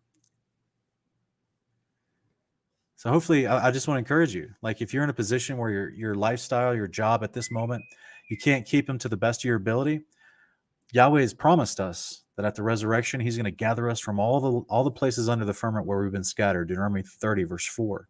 He's going to bring us into a land where we can keep the fullness of his law, of his obedient behavior. We can do that perfectly. But he knows where you are right now. He knows that the circumstances of your life, you're not able to keep them perfectly. But I guess also in the second way, I want to encourage you that, you're looking at specific commands that your life is not able to be kept right now because of certain circumstances, but yet you're keeping 99% of the other ones, right? I mean, you're doing your best to walk in love towards the Father and towards his people. You're not taking his authority in vain and trying to use it maliciously. You are trying to honor the Sabbath when you can. I'm guessing you honor your father and mother. You're not murdering people, right? You're not coveting. You're not lying. You're not bearing false witness in court against others, right? So you're already you're not kidnapping your neighbor's animals or their persons, right? You're doing all these things that are already in the Torah, that you're already walking in covenant lifestyle, but there are a few things that you're still trying to adopt into your schedule to the best of your ability. So I just want to encourage you that the Father knows what you're going through, and he knows that discipleship is a process that you continue until the day you die. You know what I'm saying? And then he gives you that righteousness that's perfect and allows you to do his behavior, his laws perfectly at the resurrection. So I guess I wouldn't, at the same time, I think your heart that you desire to do more that you can't do right now because of circumstances seems to be a good thing. That seems to be, the good idea. And I just wouldn't beat yourself up too bad because you can't do it all perfectly right now. Does that sound fair? I know you, yeah. I know you can't speak for Adam, but of course, you listen to different people, and listening to Adam, I mean, it seems more hard, more like there is a line, either you do or you don't. And I've always thought that there was where Yahweh looks at the heart, he looks at the person's intent and where they're are they being rebellious? Am I not keeping the Sabbath because I said, well, no, I ain't doing that, or am I trying to, in my heart, trying to be that fashion? Yeah. Yeah, that's kind of why I tried to give the first example, the first question about the Israelites being in captivity in Egypt, as there was a large portion of them that wanted to be free from that, so they could worship God properly. Obviously, there was rebels among them, and those people, made themselves known and weeded themselves out over time. But the vast majority of them, they wanted to do the covenant behavior as much as they could, but they were being withheld by the land of their oppression. So this is why they needed to be saved out of that. They needed to be redeemed out of that. So I just, I understand that. Again, the Father didn't come into the Israelites and chastise them for not keeping the Sabbath properly. He helped them get to a position where they could. So that's what I want to kind of encourage you about, right? You understand that's your heart, that's your desires. There's certain parts of his instructions that you want to keep more faithfully every week. Well, just keep praying and just keep asking him to. I'm a living testimony of someone that was in that position and with a regular job. And then he changed my jobs to where I could keep Sabbath faithfully. So that was an answered prayer.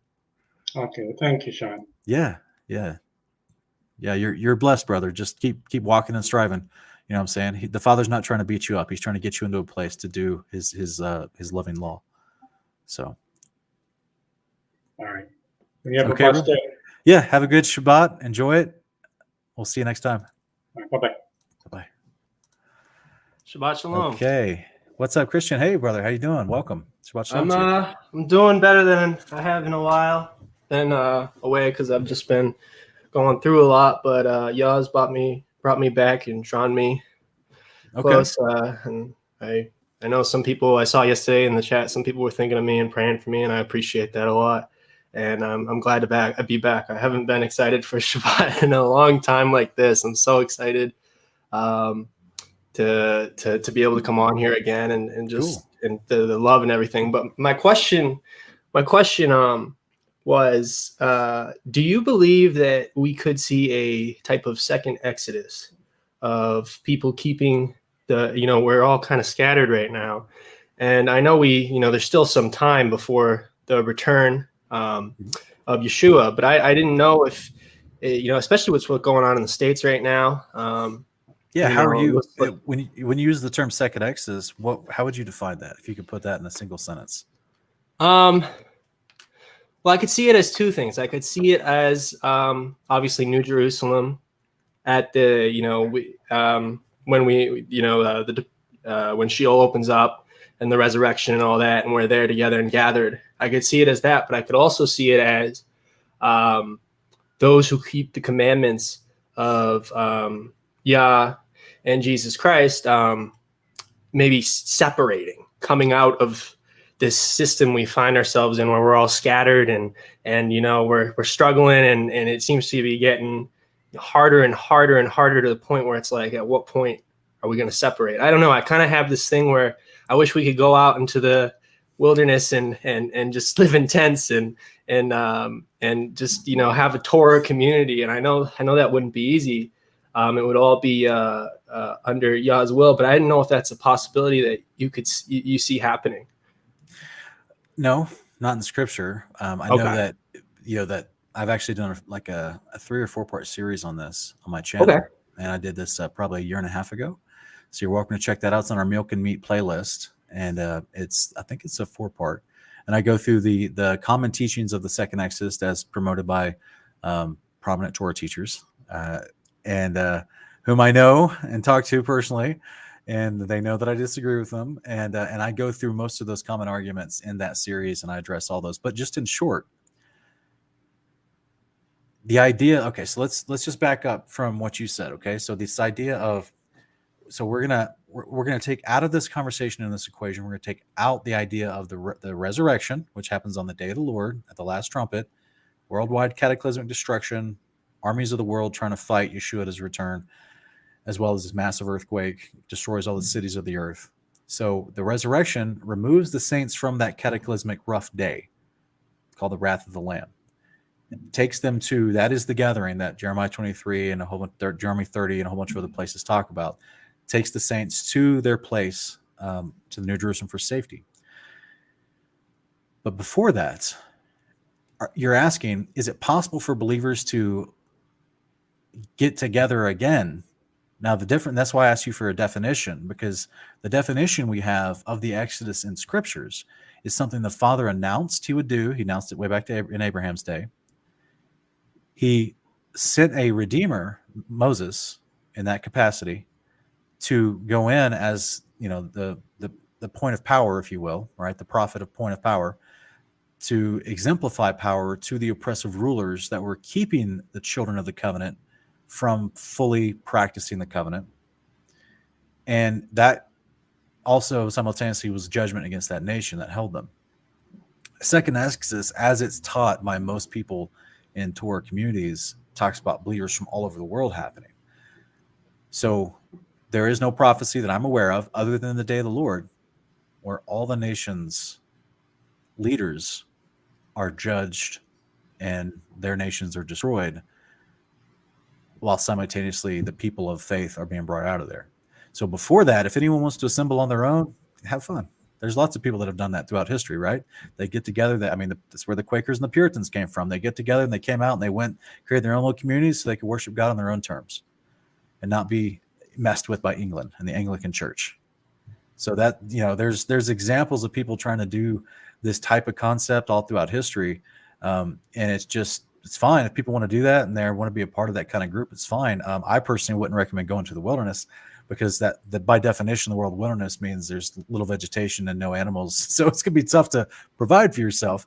So there's plenty of very fertile spots in all different countries around the world where people could go and try to be their own little community and worship God according to Torah. But then you've got to remember the difference in scripture about what's going to happen when you get there. This is the part no one really ever talks about with the second Exodus discussions. What actually starts happening when you get there? Because if everyone wants to come there and do Torah, well, let's look at Torah. Torah requires elders and a priesthood. Those are the rulers. Those are people that make decisions for all the people. So who's going to go out? Who's going to determine themselves? The rulers. We see in Torah, we see all these examples of how people struggled with the rulers and the priesthood that Yahweh gave them. That's why we have all these rebellions in the book of Numbers we read about in the Torah portions, right? To the point where these people were like, all right, we're all here, we're all together. And Yahweh said, these guys are our leaders, these guys are our priests. And then a whole group of people were like, we don't like that. We want to be the leaders and we want to be the priesthood, right? So then there was chaos. People died as a result of it. There was other times where people decided they didn't want to do Torah anymore. But after they took the oath, after they raised their hand and said, all you say we will do. And then they decided a month later, we don't want to do Torah. And then suddenly they don't want to leave and not do Torah. They wanted to stay in that community and not do Torah, which required a fight. 3,000 people died at the hands of the Levites. So the point is, people want to do this before the resurrection and call it their second Exodus. Have fun, but you're going to run into so many logistical issues because the Father hasn't anointed a priesthood who judges and rules according to Torah over you. The Father hasn't anointed elders that you don't know whose tribe is what. How are you going to divide up the land so that you can appropriately follow all the Torah rules based for land ownership? I mean, you just have to ignore that part if you want. You'd have to ignore the entirety of the priesthood. How are you going to observe the Sabbaths other than, if you're trying to truly do Torah, there is no divinely given through the angels instructions for how to build a tabernacle. So you're going to have to ignore huge parts of the Torah, but basically you're just becoming a group of believers who want to get away from society. So at that point, then you got to ask yourselves, but didn't Yeshua tell us to go into all the nations and teach the truth? How are we doing that if we're just isolating ourselves from society?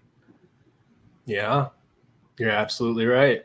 So this is where I understand the heart of this desire. I understand why the second Exodus teaching is so enticing to people. Yeah, it's all I can do not to just get a homestead and just never talk to people again. Because there is so much pain in this life. There's so much failed expectations. There's so much strife and struggle and all these bills I got to pay that are, I think about how much time I spend throughout the week trying to accomplish, the things I have to pay for. And I'm like, why can't I just live and enjoy God? Right. But that's not the setting that I'm in right now. It's not the circumstances. Currently, I'm going to personally, the Father's put in me an overwhelming desire beyond that sentiment that I just shared. The Father put in me an overwhelming desire for people, which is to reach people with His word, right? Which is I'm trying to do what He commissions His disciples to do, and to go out and share His word, specifically the word of the kingdom, with the nations, so that they can be encouraged by the coming good news of how He's going to bring peace to the earth. So I feel like the gospel of the kingdom is completely ignored with the common second Exodus sentiments, because people just want to get away from other people as opposed to sharing with the people that need to hear the good news of what's coming and be ready for it. So that's my heart. That's my take. And everything I just said to you, I did not say in that 3-4 part series. So you're still welcome to go watch that, because I actually go through a lot of scriptures in that 3-4 part series and break it down from a different perspective. I'm just kind of giving you my personal commentary in this answer. But so anyway, that's the way I kind of view it. Not only is it not biblical, you're gonna have a lot of problems when you get there, and it takes you away from the commission to tell people about the word of the kingdom, and that because that requires you to do Torah, specifically the weightier matters of justice, love, forgiveness, by having to interact with people of this world.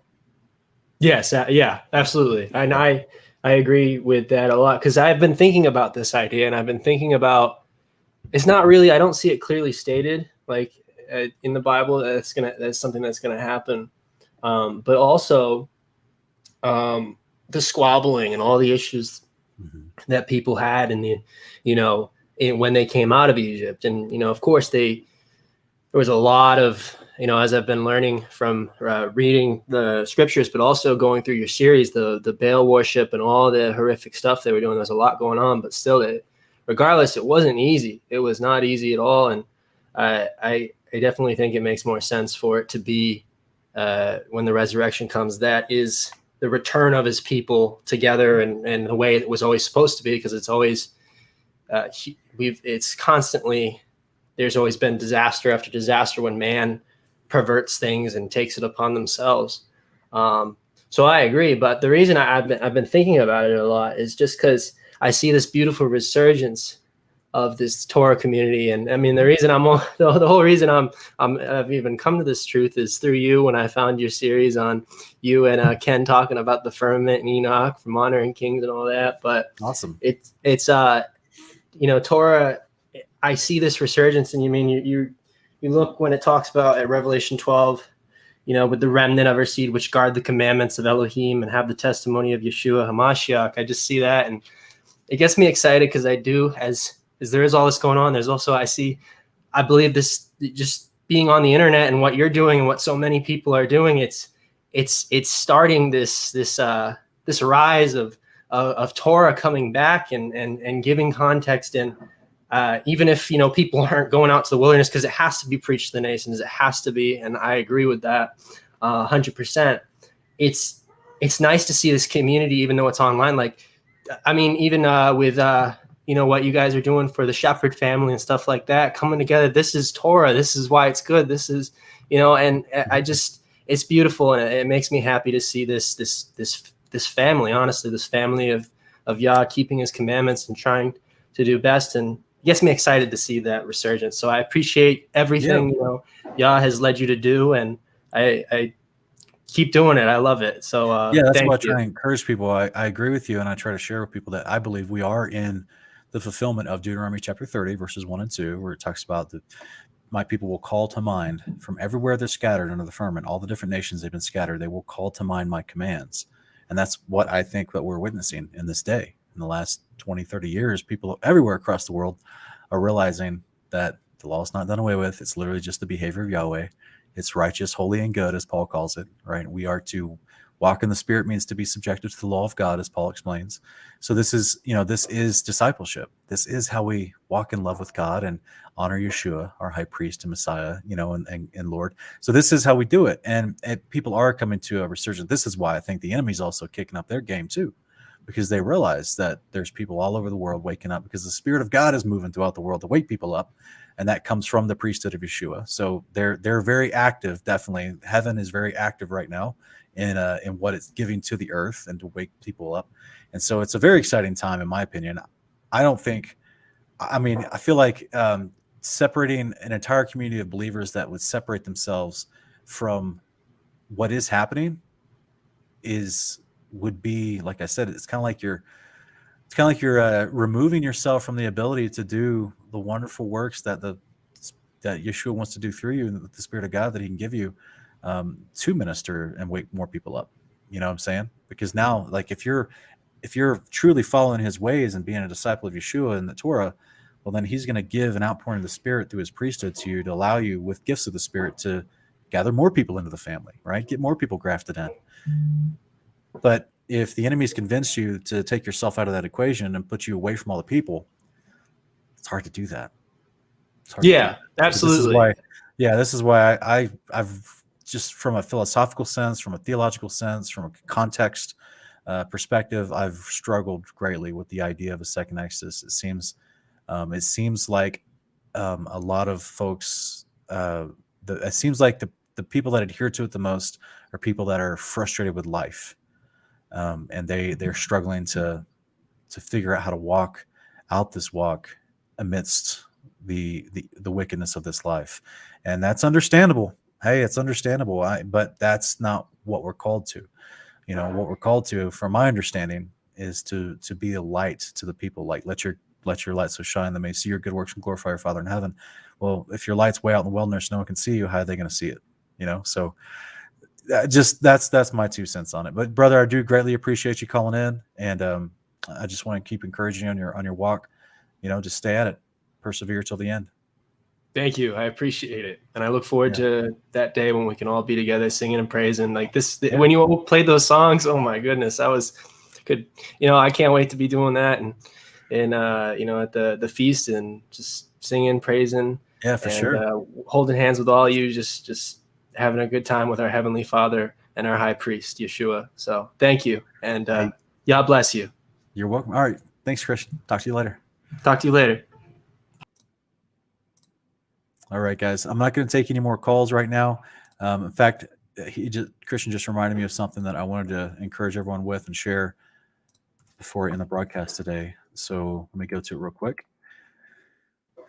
If my internet's going to work.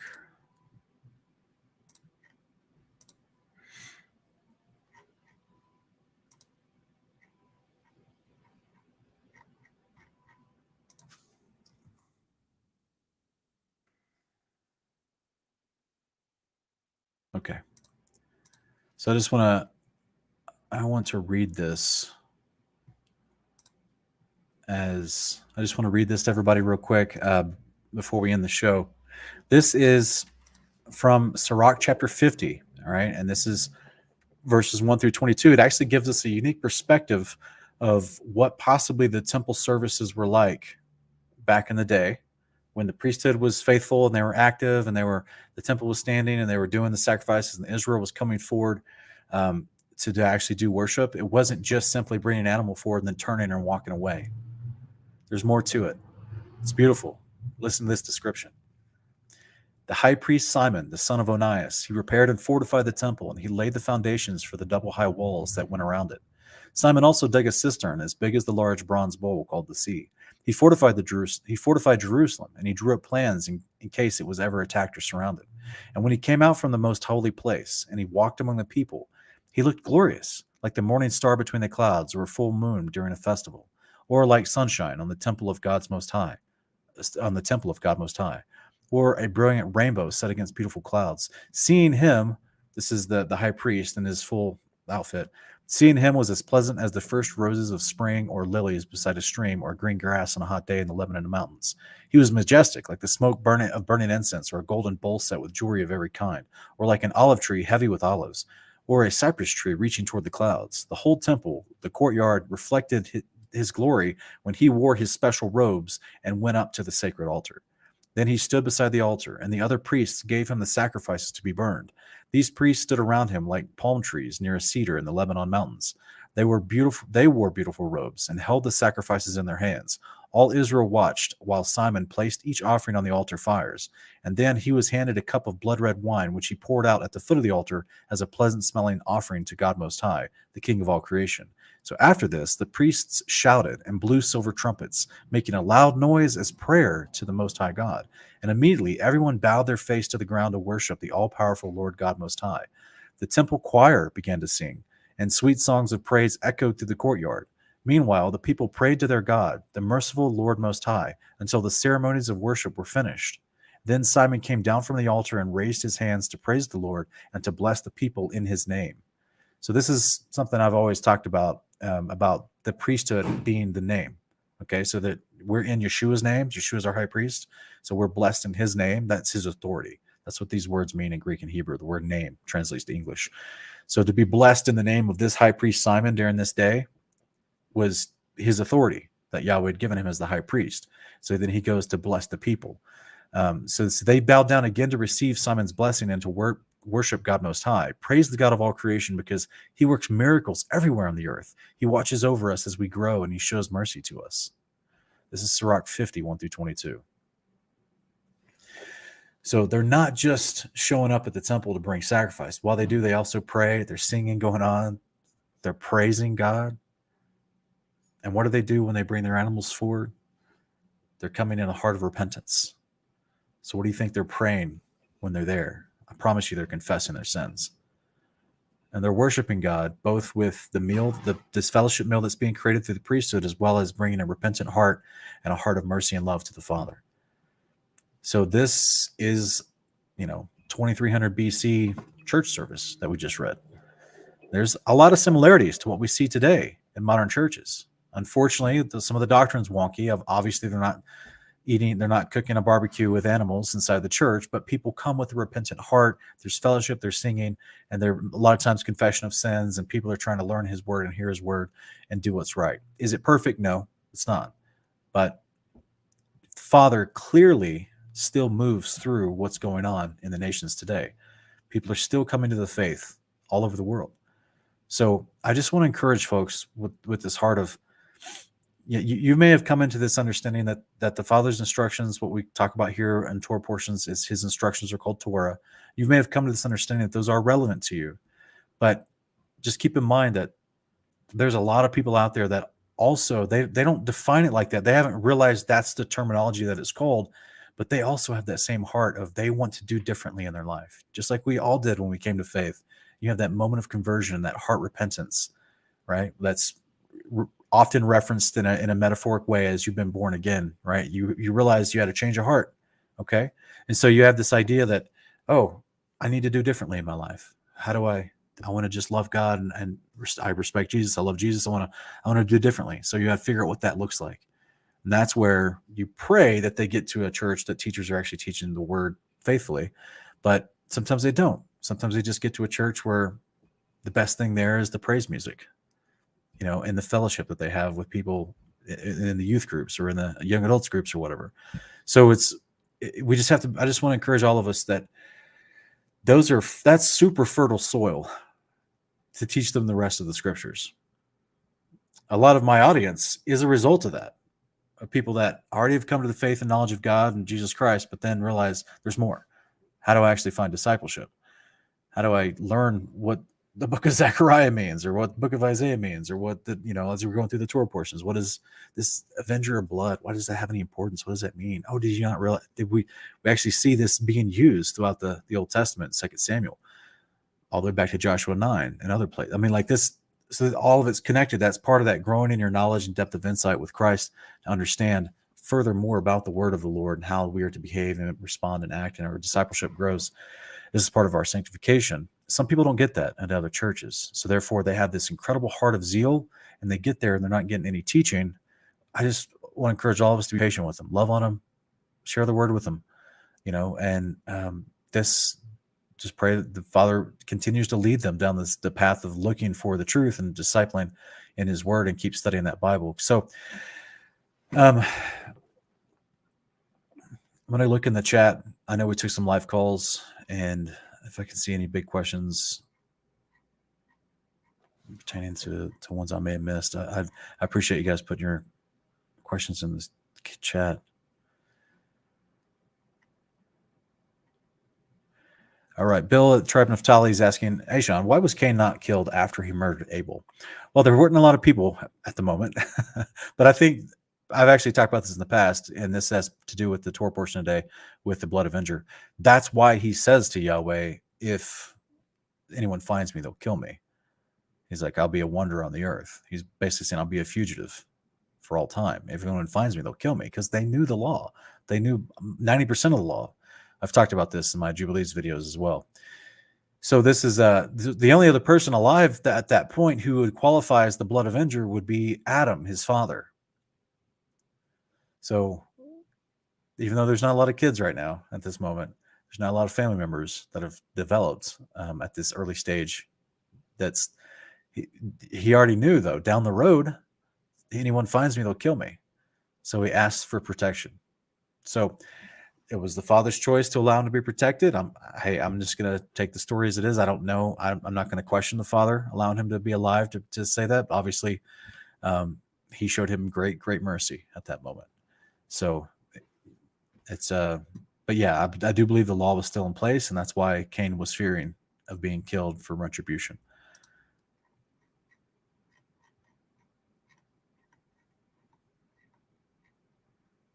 And by the way, they weren't in the land of promise. This is why he actually Cain left the land that was in that area, and he went to east to the land of Nod. So the reason I believe he went beyond the Euphrates, and so he's literally out of the land of promise. So he's not threatening with famine for the land of promise to be defiled by someone that had murdered in the land. So anyway, I just think that's interesting. He's not living in the land still. But yeah, the father is he made a unique choice. I'm going to allow the father to take responsibility of that choice. I don't know why he didn't have him killed, but other than just the fact that he needed people to populate. I'm looking for an on-topic question, guys. Hannibal, I've actually asked that question, or we addressed that question, I think, last week about tithing, or maybe it was 2 weeks ago about tithing. So you want to go check out the Q&A on Torah portions from last week or the week before. We addressed the tithing question pretty in depth.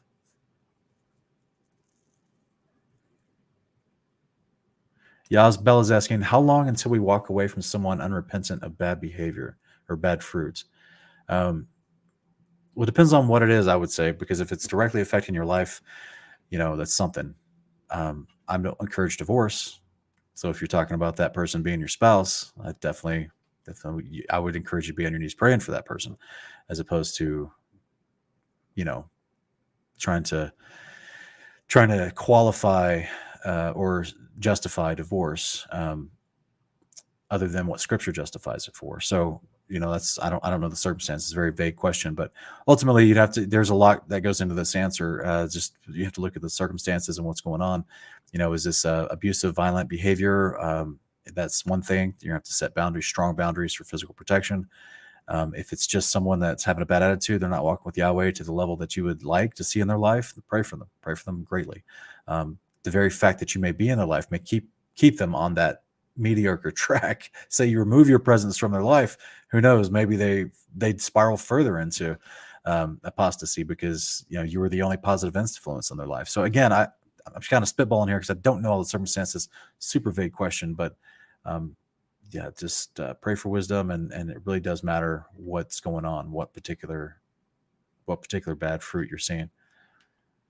Max Godfrey, yes, it's the seventh day. Genesis 2, 1-3. It's the seventh day.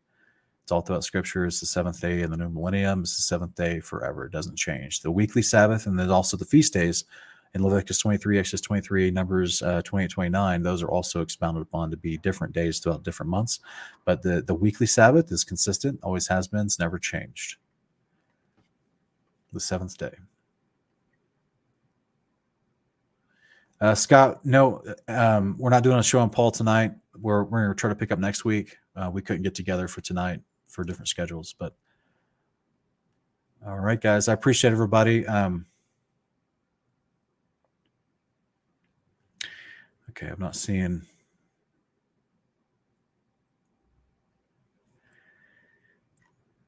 Tom, I apologize. I don't quite understand your question. Tom is asking a question. How does avenging the blood mesh with Sermon on the Mount teaching about retaliation? Well, there's a difference in someone murdering you versus someone offending you or striking you in the cheek. You know what I'm saying? I mean, there's Exodus 22. You can go into the rules for physically striking people who don't die. But once they die, the game changes.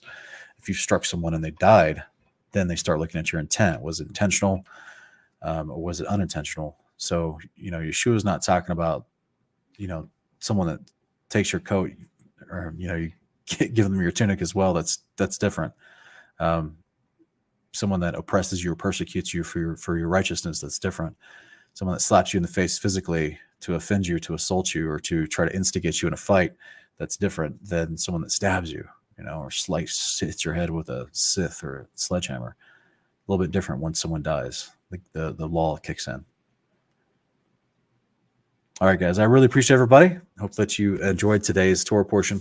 And you guys remember to like, share, and subscribe if you're enjoying this. Share it with other people. And I just hope that you guys are enjoying your day of peace and rest. All right, we'll see you next time.